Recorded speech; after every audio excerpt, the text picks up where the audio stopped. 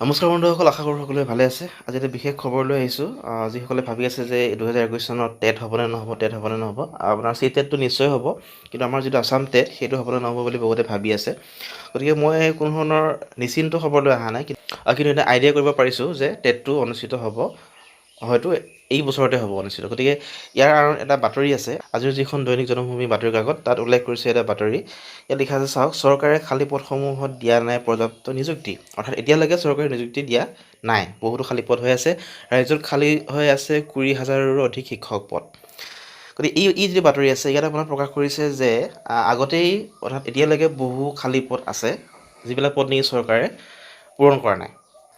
গতিকে এই বাতৰিত উল্লেখ কৰিছে যে আমাৰ যিবিলাক প্ৰাথমিক বিদ্যালয় আছে, তাত আপোনাৰ প্ৰায় 9,000, মানে 9,000 বুলি কৈছে ইয়াতে, 9,000 খালী পদ আছে। হাইস্কুলবিলাকত আছে আপোনাৰ 12,000 খালী পদ, আৰু যিবিলাক উচ্চতৰ মাধ্যমিক বিদ্যালয় আছে তাত আছে আপোনাৰ 1,100 খালী পদ আছে। গতিকে আমি ভাবি চাওঁ, ইয়াতে আপোনাৰ যিবিলাক প্ৰাথমিক স্কুল হয়, যিবিলাক LP স্কুল হয়, তাতেই বেছি খালী পদ সোমাই আছে। গতিকে যিসকলে নেকি আগতেই টেট পাছ কৰি থৈ দিছে, হয়তো তেওঁলোকক ইয়াতে দিব নিযুক্তি। কিন্তু আকৌ এটা কথা ইয়াতে কোৱা হৈছে, সেইটো হ'ল কি, 1 লাখ নিবনুৱাক চাকৰি প্ৰদানৰ সিদ্ধান্ত লোৱাৰ পাছত প্ৰাথমিক শিক্ষা সঞ্চালকে জিলা শিক্ষা বিষয়াসকলক 2022 31 মাৰ্চৰ ভিতৰত অৱসৰ গ্ৰহণ কৰিবলগীয়া সকলোকে ধৰি সকলো খালী পদৰ তথ্য বিচাৰিছে। সেইটোৱে।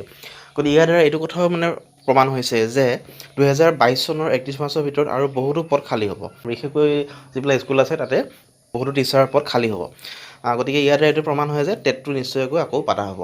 গতিকে যিসকলে ভাবি আছে যে টেটটো দিম বুলি, বা যিসকলে DLED কৰি আছে বা BEd কৰি আছে, তেওঁলোকে টেটটো হ'ব বুলি ভাবি এতিয়াৰ পৰা ভালকৈ প্ৰস্তুতি চলাওক, প্ৰস্তুতি আৰম্ভ কৰক, ভালকৈ পঢ়া শুনা কৰক, নিশ্চয় টেটটো হ'ব।